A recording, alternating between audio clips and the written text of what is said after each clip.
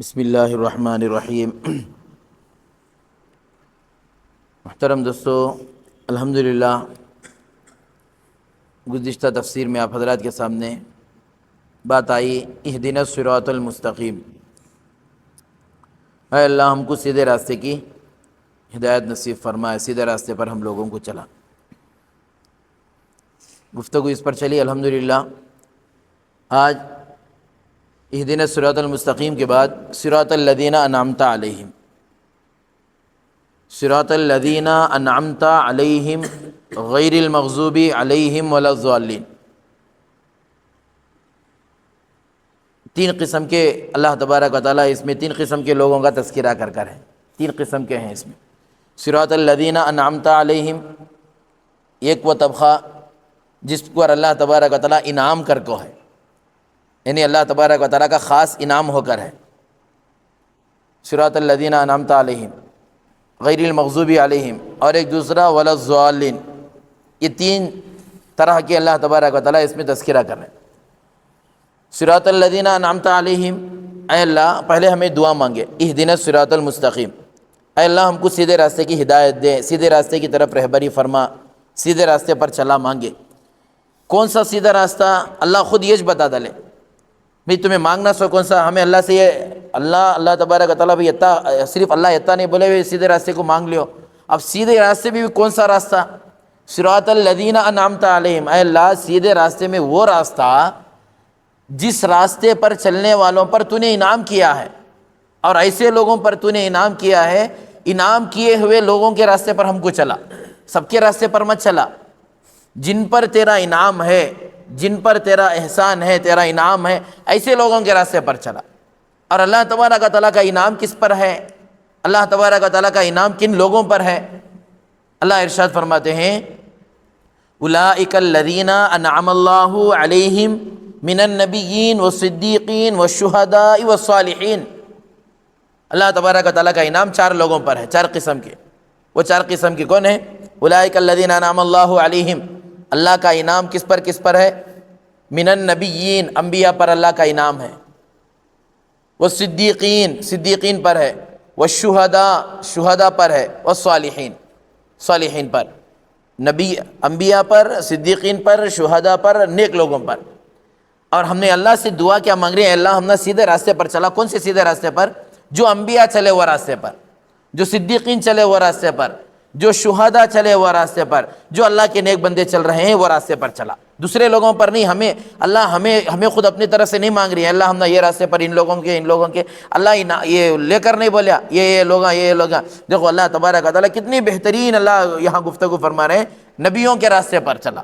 اللہ دوسرے کے راستے پر ہم نے بھروسہ بھی نہیں ہے، اللہ جو بول کر ہے انہی لوگوں کے اوپر بھروسہ ہے، نبیوں کے اوپر اللہ بول کر ہے یہ انبیاء اکرام علیہم الصلوۃ والسلام۔ اللہ ہم نے کون سے راستے پر چلا؟ جو نبی چلے وہ راستے پر چلا، صدیقین جو راستے پر چلے وہ راستے پر چلا، شہداء جو راستے پر چلے وہ راستے پر چلا، اور نیک لوگ اللہ کے اولیاء جن راستے پر چلے وہ راستے پر چلا۔ پہلے لوگ یہ اولئک الذین انعم اللہ، صراط الذین انعمت علیہم، اے اللہ ہم نے چلا کون سے راستے پر؟ جو یہ لوگ جو راستے پر چلے جن کا تو نے جن پر انعام کیا ہے وہ راستے پر چلا۔ غیر المغضوب علیہم، اب دوسرا اللہ تبارک و تعالیٰ بول رہی یہاں اے اللہ وہ لوگوں کے راستے پر مت چلا جن کے اوپر تو غصہ ہے، یعنی تیرا غضب ہے، تیرا غضب جن لوگوں پر ہے ان لوگوں پر ہرگز وہ لوگوں کے راستے پر مجھے مت چلا، ہرگز مت چلا۔ ولا الضالین، اور گمراہ لوگوں کے راستے پر بھی مت چلا۔ آج ہمیں بات کریں گے یہ تو انشاءاللہ یہ رکھو، انشاءاللہ تفصیل سے کبھی بولتا ہوں، جن پر انعام انبیاء، صدیقین، شہداء، صالحین۔ اب یہاں پر غیر المغضوب علیہم، اے اللہ تیرا غصہ جن لوگوں پر ہے وہ لوگوں کے راستے پر بھی ہرگز ہم کو مت چلا، کیونکہ جن لوگوں پر تو غصہ ہو رہا ہے، جن لوگوں پر تیرا غصہ ہے وہ لوگوں کے راستے پر مجھے بھی اگر چلا دیا تو میں بھی کیا ہو جاؤں گا؟ جن لوگوں پر تو غصہ کر رہا ہے وہ لوگوں میں بھی شامل ہو جاؤں گا۔ مجھے شامل ہونا ہے پہلی فہرست میں، انبیاء کی، نبیوں کی، شہداء کی، صدیقین کی، صالحین کی فہرست میں، ان کے ساتھ میں ہونا ہے، دوسرے لوگوں کی دوسری کیٹیگری کے ساتھ ہرگز نہیں ہونا ہے۔ اب یہ غضب اللہ تبارک و تعالیٰ کس پر ہے؟ اس میں سے خاص کر اللہ تبارک و تعالیٰ کفار جن کے دلوں میں جن کا دل بھی کیا ہے اندر سے کفر میں بھرا ہوا ہے، باطن بھی کفر میں ہے، ظاہر میں بھی وہ کافر ہی ہیں، اللہ کا انکار کر رہے ہیں، اور دل میں بھی اللہ کا انکار کر رہے ہیں، اللہ کو دل سے بھی نہیں مان رہے، ویسے بھی نہیں مان رہے ہیں۔ اچھا، اس میں سے بھی اللہ تبارک و تعالیٰ یہ اس کے اسباب کیا ہیں، اس کے اسباب کہ مغضوبی علیہم، کن لوگوں پر اللہ تبارک و تعالیٰ اللہ کا غصہ ہے، کن لوگوں پر، اس میں سے اللہ تبارک و تعالیٰ تفصیل سے علماء اکرام لکھ کر ہیں جن لوگوں پر اللہ غصے ہیں اس میں سے پہلا کون ہے؟ شرک کرنے والا، شرک کرنے والا۔ ان اللہ لا یغفر ان یشرک بہ ویغفر ما دون ذلک لمن یشاء، اللہ صاف بول ڈالے میں سب گناہوں کو معاف کر سکتا ہوں، میں سب گناہوں کو معاف کر سکتا ہوں، شرک کو ہرگز ہرگز معاف نہیں کروں گا۔ شرک کی معافی نہیں ہے اللہ کے پاس، شرک کو اللہ معاف نہیں کرتے۔ شرک کسے بولتی؟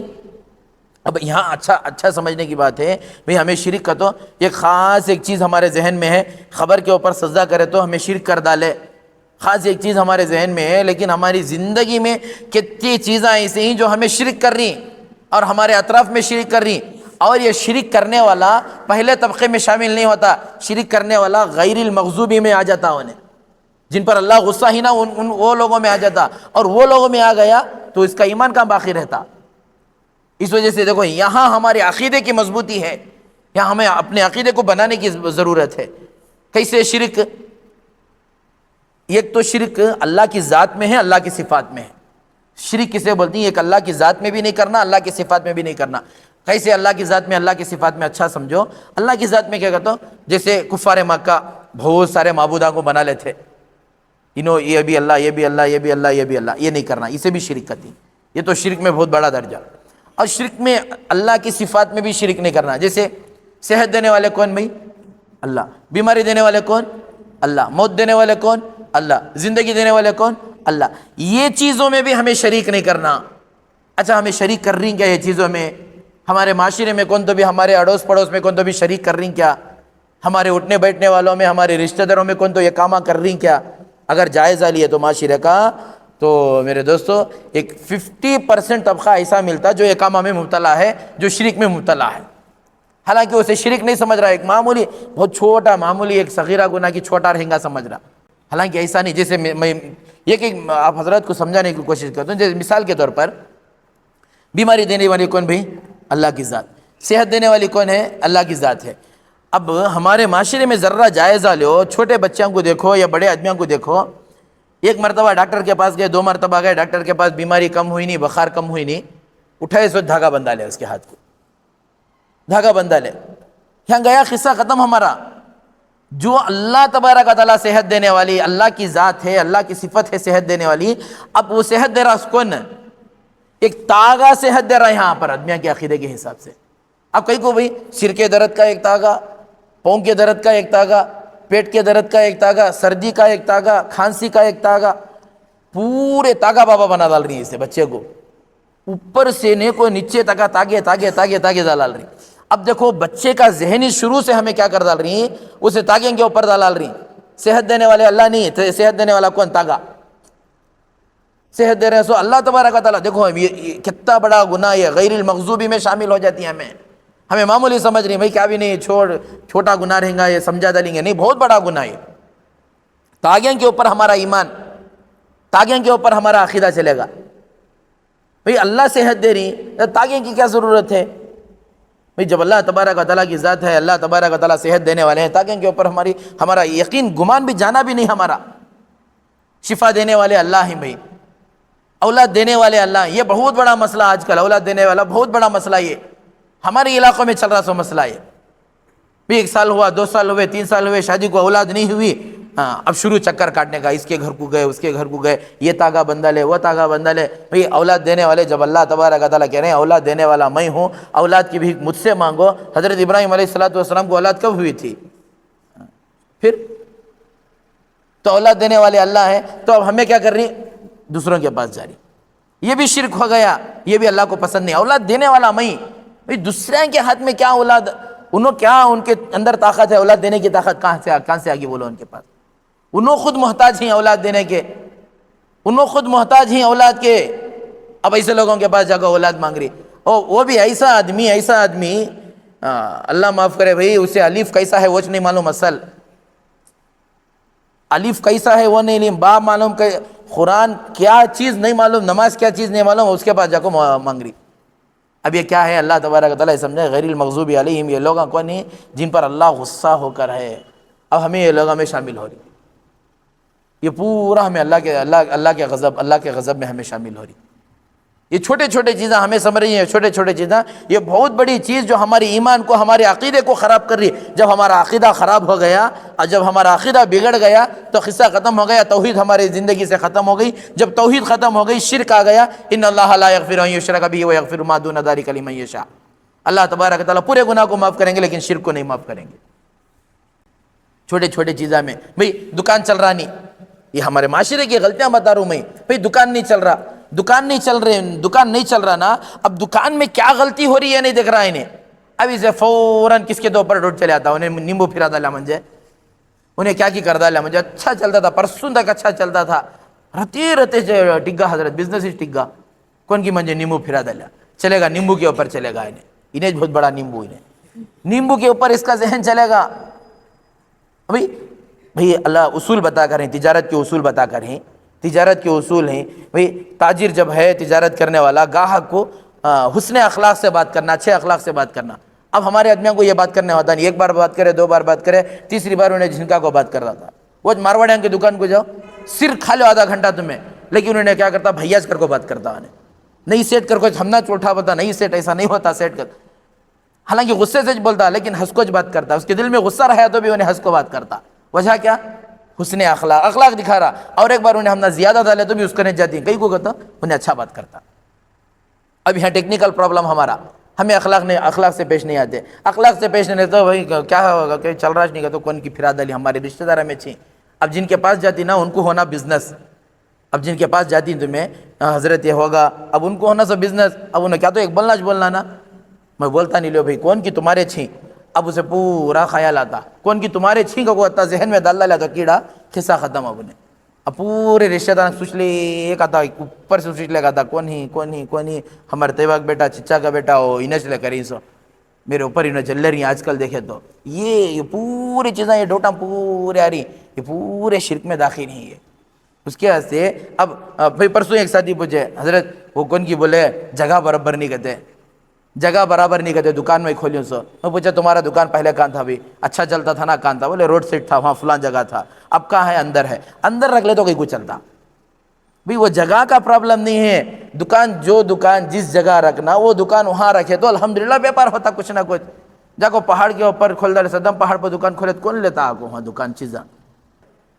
اس کے واسطے یہ چیزاں جتنے بھی ہمارے معاشرے میں یہ جنم لے رہی نا، یہ پورے شرک میں داخل. اللہ شرک کو بھی معاف کرتی. کب؟ جب آدمی پہلے وہ شرک اپنی زندگی میں رہتا نا، اس سے پہلے توبہ کر لیا، اللہ میں یہ جتنے کامہ کرتا تھا یہ پورے شرک کے، یہ میں پورا چھوڑ ڈالتا ہوں انشاءاللہ. بہت بڑا مسئلہ یہ ہمارا ایمان ختم ہونے کا مسئلہ.